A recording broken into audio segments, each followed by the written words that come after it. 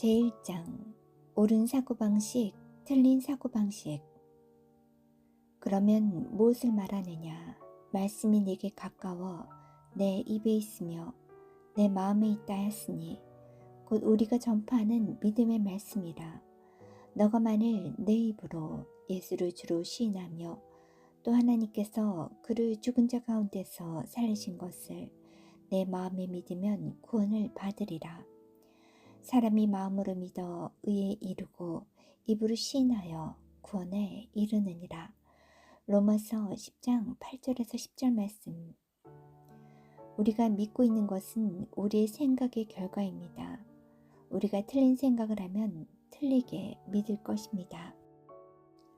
우리의 믿음이 잘못되면 우리의 고백도 잘못됩니다. 바꿔 말해서 우리가 틀린 고백을 한다면 그 모든 것은 잘못된 생각에서 나온 것입니다. 하나님의 말씀은 우리의 생각을 바로잡도록 주어진 것입니다. 예수님께서는 마가복음 11장 23절에서 이렇게 말씀하셨습니다.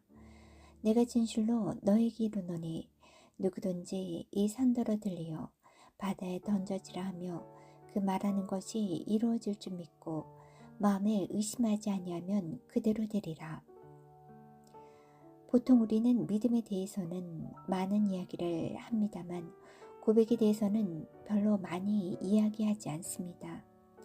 우리가 바른 생각을 하기까지는 바르게 말할 수 없을 것입니다. 우리의 생각은 하나님의 말씀과 일치해야 합니다. 왜냐하면 실제로 우리는 우리가 가진 하나님의 말씀 이상은 믿을 수 없기 때문입니다. 너는 마음을 다하여 여호와를 신뢰하고 내 명철을 의지하지 말라. 잠언 3장 5절. 성경은 말하고 있습니다. 성경은 모든 이론을 무너뜨리며 하나님 아는 것을 대적하여 높아진 것을 다 무너뜨리고 모든 생각을 사로잡아 그리스도에게 복종하게 하니 고린도서 10장 5절이라고 말하고 있습니다. 하나님의 말씀은 또한 너희는 이 세대를 본받지 말고 오직 마음을 새롭게 함으로 변화를 받아 하나님의 선하시고 기뻐하시고 온전하신 뜻이 무엇인지 분별하도록 하라. 로마서 12장 2절이라고 말하고 있습니다. 우리는 하나님의 말씀을 공부함으로써 자기 마음을 새롭게 합니다. 성경은 그리스도의 마음을 품으라. 고린도전서 2장 16절이라고 가르치고 있습니다. 사람이 그리스도의 마음을 가질 수 있는 유일한 방법은 그분의 말씀을 공부하고 그의 심령으로 믿으며 말씀대로 행동하는 것입니다. 하나님의 말씀은 무엇이든지 진실되고 정직하고 옳고 순수하고 사랑스럽고 선한 보고가 있거나 무슨 덕이 있든지 칭찬할 만한 것이 있든지 이런 것들만 생각하라고 가르치고 있습니다. 이처럼 하나님의 말씀은 마음에 대하여 많은 것을 말하고 있습니다. 그렇지만 우리는 생각이 두 개의 다른 근원으로부터 우리 마음에 들어올 수 있다는 것을 알 필요가 있습니다. 우리 마음에 들어온 생각들은 항상 마음에서 생긴 것이 아닙니다. 마귀는 많은 생각들을 밖으로부터 우리 마음속에 집어넣습니다. 이것이 한 근원입니다. 물론 하나님으로부터 오는 생각들은 우리 안에서 나옵니다. 이런 생각들은 우리 영을 통하여 우리 마음으로부터 들어옵니다. 당신이 기도와 묵상과 그분의 말씀을 공부함으로써 주님과 가깝게 교제를 유지하고 있으면 자신의 생각의 근원을 구별하는 것을 배우게 될 것입니다. 당연히 악한 생각은 마귀로부터 온 것입니다. 반면에 하나님은 사랑이며 사랑은 악한 것을 생각하지 않고 악한 것을 듣지 않고 악한 것을 보지 않습니다. 이런 생각들은 하나님으로부터 옵니다. 나는 마음을 언급하는 성경 구절들이 많은 사람들을 혼란에 빠뜨리게 하는 것을 보았습니다.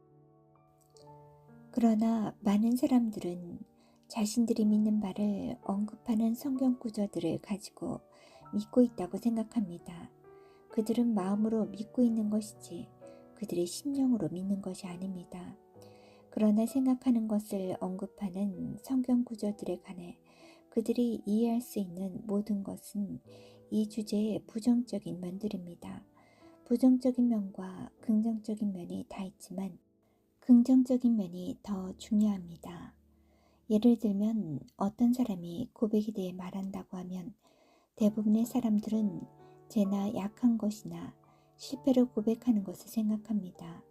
성경은 만일 우리가 우리 죄를 자백하면 저는 미쁘시고 우루사 우리 죄를 사하시며 우리를 모든 불의에서 깨끗하게 하실 것이요 요한일서 1장 9절이라고 말하고 있습니다. 그러나 하나님의 말씀은 고백의 부정적인 면보다 긍정적인 면에 관해서 훨씬 더 많이 말하고 있습니다. 만일 사람들이 이것을 이해할 수 있었더라면 그들의 삶과 사고방식에 큰 차이를 가져왔었을 것입니다. 그러나 그들은 오직 고백의 한 면, 즉 부정적인 면만 설교하는 것을 들어왔습니다. 그러므로 그들은 부정적인 면, 즉 너는 하지 말라는 면만 실천해 왔습니다. 그러나 바울은 로마서 10장 9절에서 너가 만일 내 입으로 주 예수를 고백하면 이라고 말하고 있습니다. 이것은 제 고백도 약한 것을 고백하는 것도 아닙니다. 그 대신 이것은 예수 그리스도의 주되심을 고백하는 것입니다. 이 구절은 계속됩니다. 또 하나님께서 그를 죽은 자 가운데서 살리신 것을 내 마음에 믿으면 구원을 받으리라. 사람이 마음으로 믿어 의에 이르고 입으로 시인하여 구원에 이르느니라. 이것은 부정적인 고백이 아니라 긍정적인 고백입니다. 사실 기독교는 위대한 고백이라고 불렸습니다. 히브리서 3장 1절은 우리 믿는 도리의 사도이시며 대제사장이신 예수를 깊이 생각하라고 말하고 있습니다. 여기서 고백이란 단어의 뜻을 정의하는 것이 우리에게 도움이 될 것 같습니다. 첫째 고백은 우리가 믿는 것을 확신하는 것입니다. 두 번째는 우리가 알고 있는 것을 증언하는 것입니다. 세 번째는 우리가 주장하는 진리에 대해서 증거하는 것입니다. 우리도 히브리서 4장 14절이 권면하는 것과 같이 해야 할 필요가 있습니다. 우리가 믿는 도리를 굳게 잡을지어다. 사탄의 지배로부터 속량되었음을 계속해서 고백하는 것과 사탄이 더 이상 정죄함과 두려움과 질병으로 우리를 지배할 수 없다는 사실을 고백하는 것이 필요합니다. 우리의 고백이 사탄의 패배이기 때문에 우리는 고백을 굳게 잡아야 합니다. 예수님은 마귀를 2000년 전에 패배시키셨습니다. 그러나 예수님께서 합법적으로 우리를 위해 행하신 일이 우리의 삶 가운데서 생생한 살아있는 실제가 되어야만 합니다. 속량의 체험적인 면은 절대적으로 중요합니다. 우리 속량의 두 가지 다른 면, 즉 법적인 면과 체험적인 면의 차이를 우리가 분명히 알 때까지는 결코 하나님의 말씀을 철저하게 이해할 수 없습니다.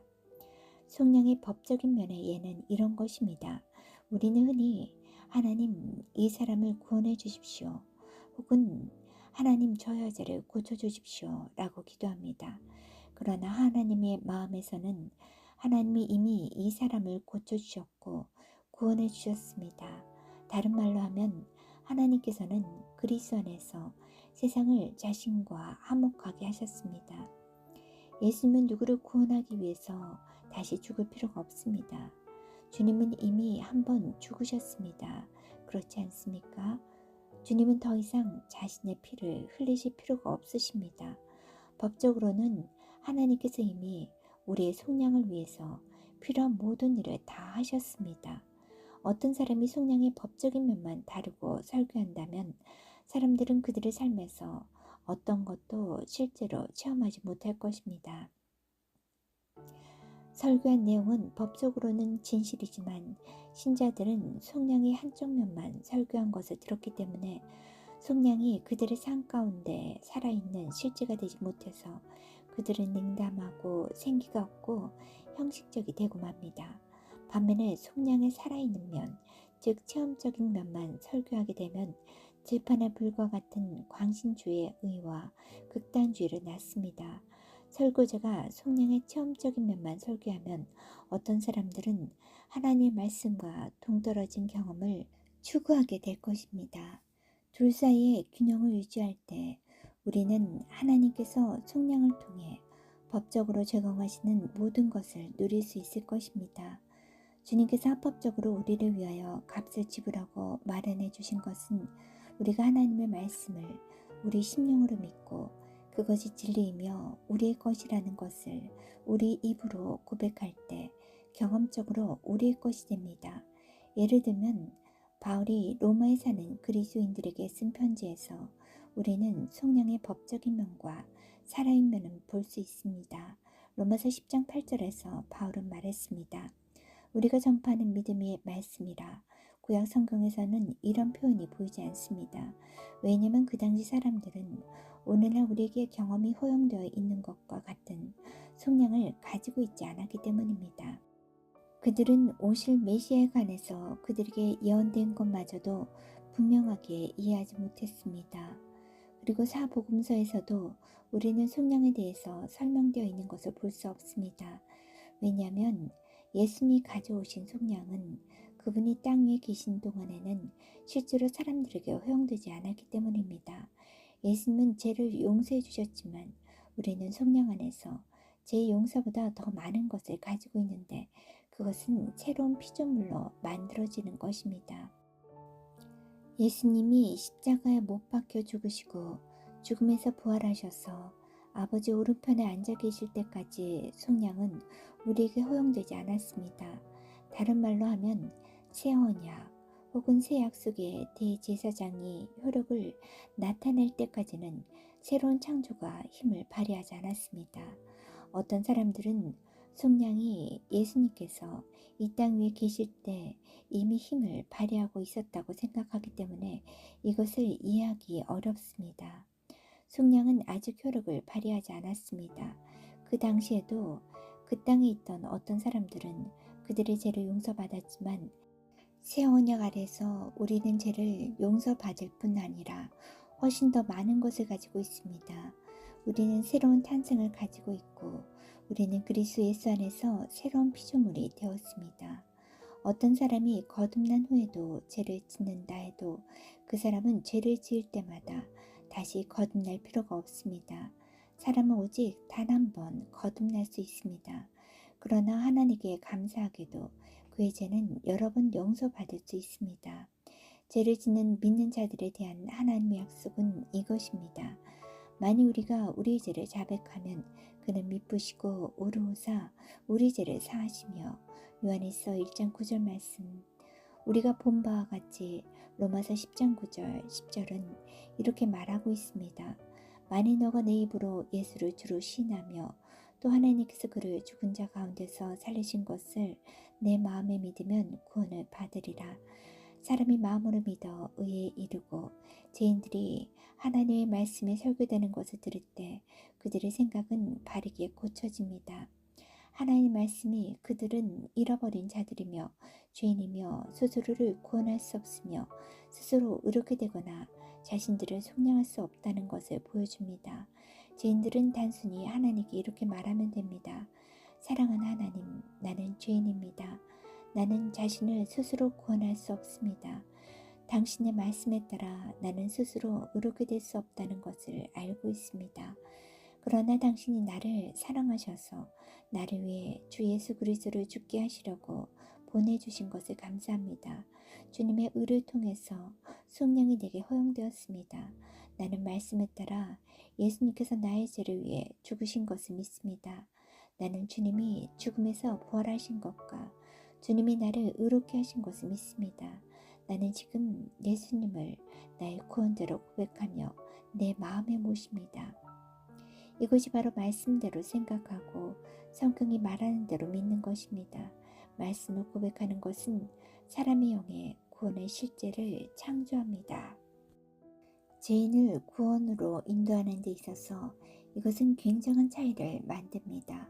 예를 들면 한 죄인이 처음부터 바르게 생각하게 되면 그의 믿는 것과 고백이 바르게 되고 그러면 그가 그리스도인으로서 사는 데 있어서 흔들리지 않는 것이 훨씬 쉽습니다. 반면에 그가 충분한 가르침을 받지 못하면 마귀는 그가 알지 못하고 있는 것을 이용하게 될 것입니다. 그는 패배하고 하나님께서 그를 위해서 이미 다 이루신 것들을 빼앗기게 될 것입니다. 왜냐하면 그가 하나님의 말씀을 알지 못하면 그는 그의 믿음의 고백을 굳게 붙잡는 방법을 모르게 되고 마귀는 그 상황을 위장하여 그가 구원받지 못한 것처럼 느끼도록 만들기 때문입니다. 그래서 새로 거듭난 신자가 작은 실수만 하여도 마귀는 그에게 너희를 저질렀구나. 아주 포기하고 그만두는 게 어때? 라고 말하려고 할 것입니다. 병고침이 있어서도 마찬가지입니다. 고백이 곧 사탄의 패배라는 것을 기억하십시오. 히브리서 4장 14절은 말하고 있습니다. 그러므로 우리에게 큰 대제사장이 계시니 승천하시니 곧 하나님의 아들 예수시라. 우리가 믿는 도리를 굳게 잡을지어다. 혹은 같은 것을 말하는 것. 이것은 무슨 말입니까? 우리에게는 하늘나라에 들어가신 위대한 대제사장이신 하나님의 아들 예수가 있습니다. 예수님은 이렇게 말씀하고 계십니다. 나는 그들을 위해서 죽었다. 나는 그들의 죄를 가져갔다. 나는 그들을 속량하였다. 그들이 내 안에서 하나님의 의가 되도록 하기 위해서 나는 그들의 죄를 위해 죄가 되었다. 나는 그들의 연약함을 가져갔고 그들의 병을 짊어졌다. 나는 그들을 어둠의 세력에서 구원했다. 나는 그들을 새로운 피조물로 만듦으로써 그들을 새롭게 지었다. 이것이 예수님께서 말씀하고 계시는 것입니다. 이 구절에 대한 그리스어 번역은 같은 것을 말하는 것을 굳게 잡을지어다 라고 말하고 있습니다. 그러므로 이것이 우리 고백이 되어야 합니다. 우리 고백은 우리를 감옥에 가두든지 우리를 감옥에서 풀어놓든지 둘 중 하나를 할 것입니다.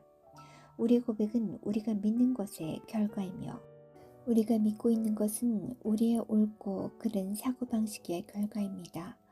첫째로 우리는 하나님께서 그리스도 안에서 우리를 위하여 행하신 것을 알고 믿고 고백할 필요가 있습니다. 실제로 창조하는 것은 우리의 고백이며 고백할 때 우리의 삶 가운데서 실제가 됩니다. 둘째로 우리는 하나님께서 말씀을 통하여 성령이 우리 안에서 일하신 것을 알 필요가 있습니다. 셋째로 우리는 주 예수 그리스도께서 하늘나라 하나님 아버지 오른편에서 지금 우리들을 위해 하고 계시는 현재 사역을 알 필요가 있습니다. 넷째로 우리는 하나님의 말씀이 우리 입술을 통하여 우리를 위해 무슨 일을 하실지 혹은 하나님께서 우리를 통해서 무엇을 하실지 알 필요가 있습니다. 빌립보서 2장 13절은 말하고 있습니다. 너희 안에서 행하시는 이는 하나님이시니 자기의 기쁘신 뜻을 위하여 너희에게 손을 두고 행하게 하시나니 하나님은 우리 안에서 일하고 계십니다. 하나님은 우리를 통하여 일하십니다. 하나님은 우리와 따로 떨어져서 일하지 않으십니다.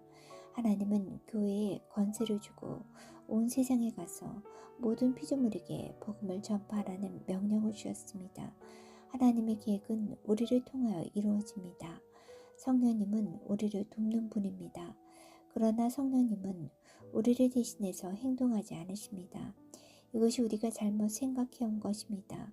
성령님께서 하시도록 하라는 말은 많은 사람들이 외친 말이었습니다. 그러나 성령님은 그것을 행하라고 보냄을 받은 분이 아닙니다. 미국 개혁파는 이렇게 번역했습니다. 나는 너희를 아무도 도울 자가 없이 버려두지 않겠다. 나는 너희에게 올 것이다.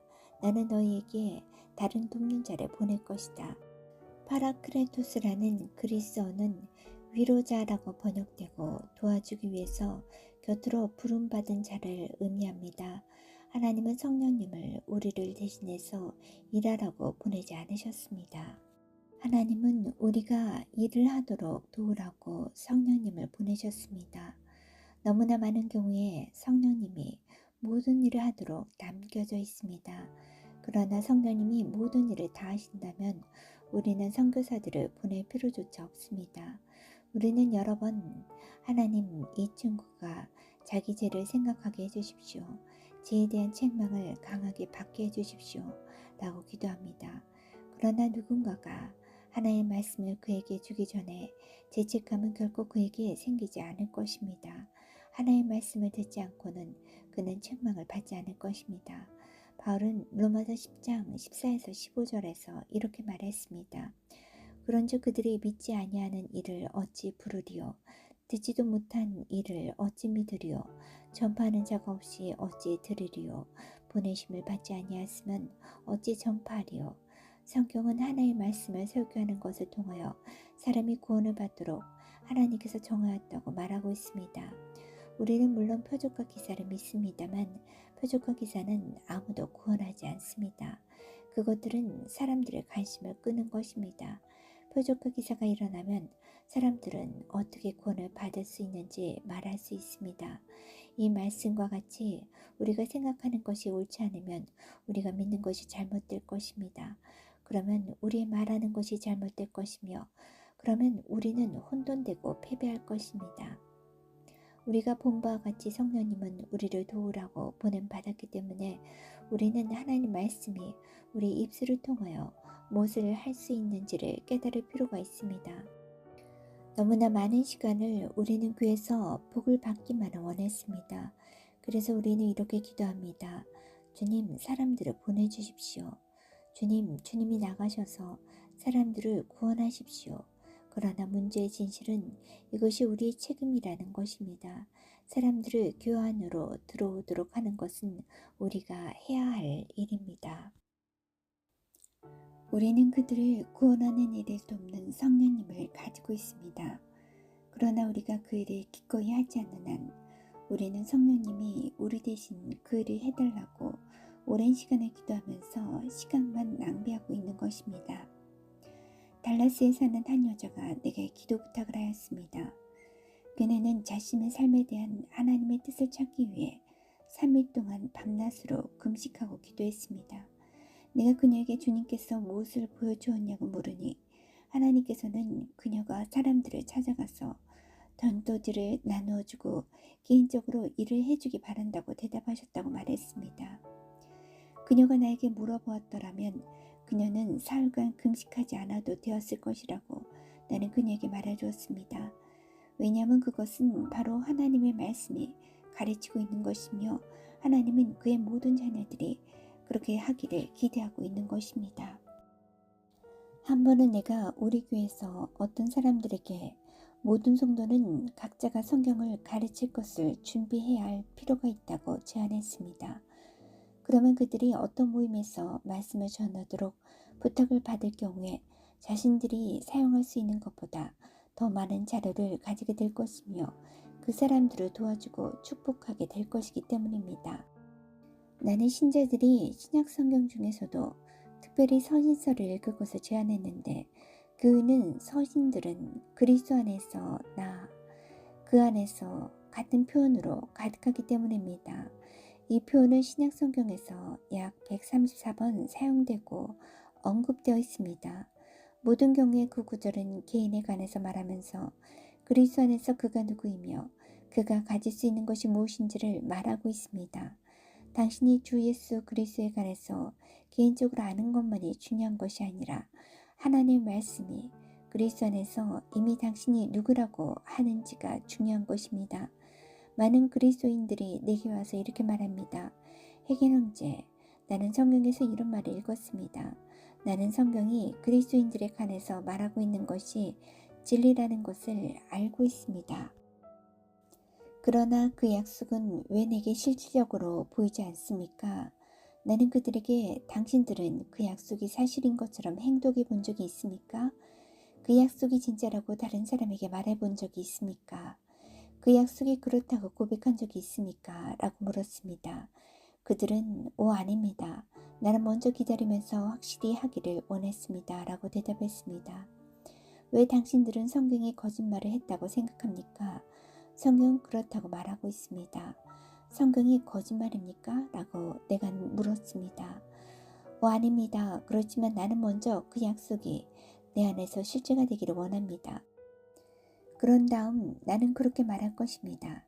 그러나 입으로 시인하여 실제 이룬다고 되어 있습니다.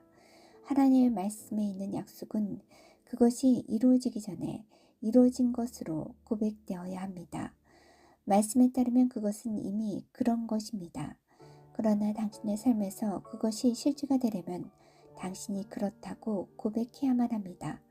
나는 3년 동안 나의 성경 공부 모임에 참석했던 한 자매를 기억하고 있습니다. 그녀는 자신이 사역자라고 생각하지도 않고 그렇게 주장하지도 않았습니다. 그녀는 훈련을 받기 위해서 성경학교를 다녔습니다.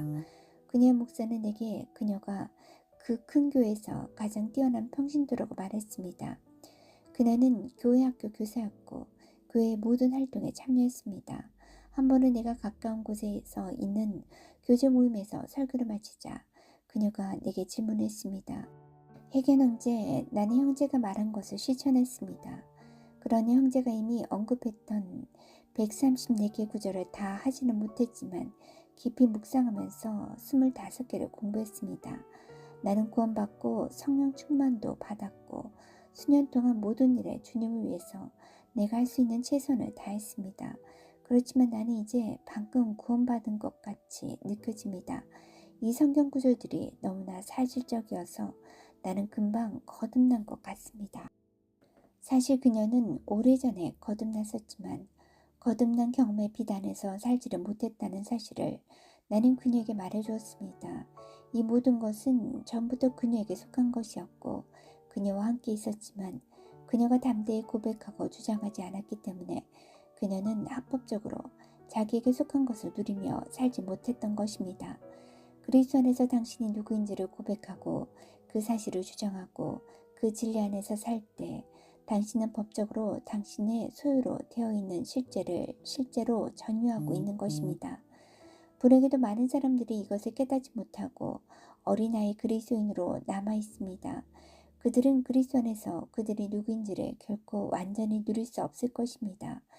그리스도인은 낡은 침대처럼 새로 고쳐지는 것이 아닙니다. 낡은 침대는 그냥 고쳐진 것일 뿐입니다. 그러나 새로운 탄생은 개혁하거나 고치는 것이 아닙니다. 거듭난 그리스도인은 새롭게 만들어진 피조물, 즉 새로운 창조입니다. 고린도후서 5장 17절에 어떤 번역은 그는 새로운 종족이다 라고 했습니다. 이 새로운 피조물은 전에는 전혀 존재하지 않았던 것입니다. 거듭난 그리스도인은 그냥 용서받은 죄인이 아닙니다. 우리는 가난하고 약하고 넘어지고 겨우 살아가는 교회 멤버가 아닙니다. 우리는 그리스도 예수 안에서 새로운 피조물입니다. 당신에게는 어떤지 모르지만 내게는 이것이 바로 1933년 이래로 나의 고백이요 나의 간증이 되어왔습니다. 나는 침대에 누워서 하나의 말씀을 공부하다가 이 성령에 관한 진리를 발견하였습니다. 나는 성경을 읽기 전에 하나님께 두 가지를 약속했습니다. 첫째, 나는 하나님께서 하나님의 말씀에 말씀하신 것을 받아들이고 믿을 것입니다. 둘째, 나는 하나님께서 하나님의 말씀에 말하신 것을 실천하겠습니다. 훨씬 뒤에 나는 10대 시절 침대에 누워서 말씀을 공부하면서 받았던 계시와 똑같은 것이 포함되어 있는 책들을 발견하였습니다. 많은 시간을 우리는 자신들을 단지제에서 구원받은 존재로만 봅니다. 우리가 이 세상에서 할 수 있는 것은 겨우 살아가는 거리의 불평 골목 끝에 있는 마지막 집에서 간신히 살아가는 것이라고 생각합니다. 그러나 에베소서 1장 7절 8절은 이렇게 말하고 있습니다. 우리는 그리스도 안에서 그의 은혜의 풍성함을 따라 그의 피로 말미암아 속량 곧 제사함을 받았느니라. 이는 그가 모든 지혜와 총명을 우리에게 넘치게 하사 그 안에서 우리가 우리의 속량을 가지고 있다고 한 것을 주의해 보십시오. 우리가 속량 받은 것은 그리스도 안에서입니다. 그 안에서 우리는 속량을 받았습니다. 무엇으로부터 우리는 속량 받았습니까? 어떤 사람들은 죄라고 말할 것입니다. 부분적으로는 맞는 말입니다. 그러나 실질적으로 우리는 무엇보다도 우리를 먼저 죄인으로 만들었던 영적 죽음으로부터 속량함을 받았습니다. 우리는 우리가 율법의 저주로부터 속량받았다고 말할 수 있습니다. 왜냐하면 갈라디아서 3장 13절은 이렇게 말하고 있기 때문입니다. 그리스도께서 우리를 위하여 저주를 받은 바 되사 율법의 저주에서 우리를 속량하셨으니 기록된 바 나무에 달린 자마다 저주 아래 있는 자라 하였습니다. 우리가 모세 율법을 바라볼 때 우리는 하나님의 법을 범하는 데 대한 벌이 가난과 질병과 영적 죽음으로써 삼중적이라는 것을 알 수 있습니다. 우리가 죄와 영적 죽음에 팔려 사탄이 우리를 지배하고 있기 때문에 예수님께서 우리를 속량하려고 오셨습니다. 그러나 지금 우리는 그리스도 안에서 속량을 얻었고 우리에 대한 사탄의 다스림을 깨어져 버렸습니다. 즉 우리가 거듭나는 그 순간, 우리가 그리스도 예수 안에서 새로운 피조물이 되는 그 순간 사탄은 우리의 삶에 대한 지배권을 잃어버렸습니다. 전에는 사탄이 우리의 주인이요 지배자였습니다. 사탄이 우리를 다스렸습니다. 그러나 지금은 그리스도 예수 안에서 우리는 새로운 피조물이며 예수님이 우리의 주님이십니다. 로마서 6장 14절은 이렇게 지적하고 있습니다. 제가 너희를 주장하지 못하리니 이는 너희가 법 아래 있지 아니하고 은혜 아래 있음이라. 어떤 것이든지 당신의 주인 노릇을 하고 있으면 그가 당신에 대한 지배권을 가지고 있는 것입니다. 죄와 사탄은 동의어입니다. 다른 말로 하면 그들은 그 뜻하는 것과 의미하는 것에 있어서 거의 비슷하거나 똑같습니다. 그러므로 이 구절을 사탄이 너희를 주장하지 못하리니 이는 너희가 법 아래 있지 아니하고 은혜 아래 있음이라고 번역할 수 있습니다. 그리스도께서 우리를 속량하셨습니다. 주님은 우리의 머리입니다.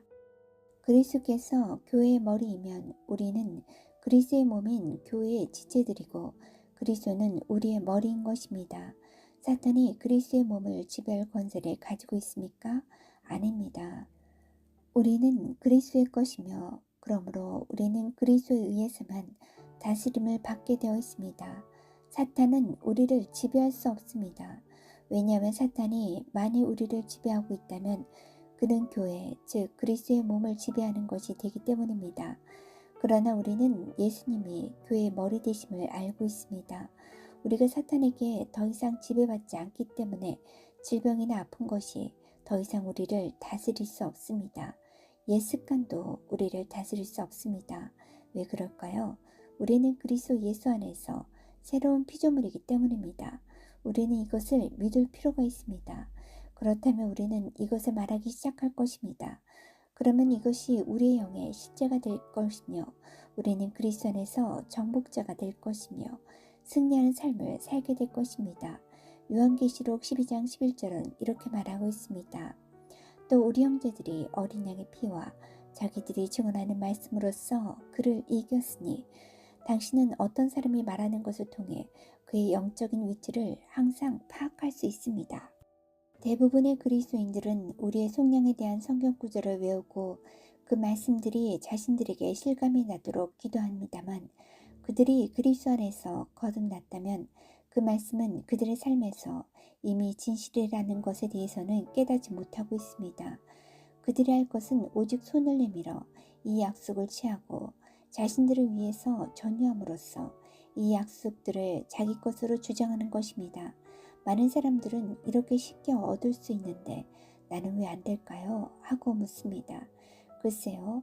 만일 당신이 은행에 10,000불을 당신 이름으로 가지고 있다고 해도 당신이 그것을 모르고 있다면 그 돈이 당신 것임에도 불구하고 당신은 조금 더 나은 것이 없을 것입니다.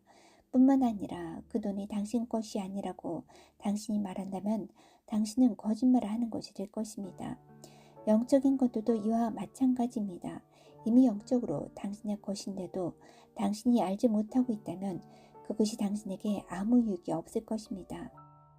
법적인 관점에서가 아니라 체험적인 관점에서 당신은 그것을 당신 것으로 만들어야 합니다. 수년 동안 내게 도움이 되었던 내가 좋아하는 성경 구절은 이사야 41장 10절입니다. 두려워하지 말라, 내가 너와 함께함이라. 놀라지 말라, 나는 네 하나님이 됨이라. 내가 너를 굳세게 하리라. 참으로 너를 도와주리라. 참으로 나의 의로운 오른손으로 너를 붙들리라. 이 말씀은 이스라엘에게 쓴 것이면 오늘 우리에게도 진실입니다. 순복음 교파의 무리에 들어가기 전에도 나는 하나님께 도와달라고 울거나 빌지 않았습니다. 나는 이사야 41장 10절 같은 성경 말씀을 펴놓고 하나님 앞에 무릎을 꿇고서 사랑하는 하나님이 나와 함께 하시니 나는 정말 감사합니다. 당신이 나의 하나님이시고 나를 항상 강하게 하시며 당신의 의로운 오른손으로 나를 잡아주시니 감사합니다. 나는 두려워하지 않아도 됩니다. 라고 기도했습니다. 어떤 그리스도인들은 자신들이 우울한 구름 아래에 있다고 느끼면 오 하나님 우리를 도와주십시오 하고 외칩니다. 하나님은 자비로우심으로 그분은 우리를 도와주십니다. 그분은 우리 수준으로 내려오실 것입니다. 그러나 축복을 받기 위해서는 우리가 하나님의 수준으로 올라가는 것이 훨씬 더 낫습니다. 우리는 잘못된 생각, 잘못된 고백, 잘못된 믿음으로 말미암아 우울한 구름을 만들어낼 수 있습니다.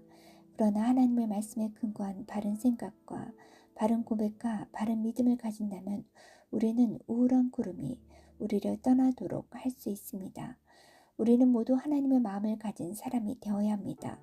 이렇게 되는 유일한 방법은 하나님을 따라 하나님의 생각을 하는 것입니다. 다른 말로 하면 하나님께서 그분의 말씀에서 말하고 있는 것을 생각하고 그것이 진실이라고 고백하는 것입니다.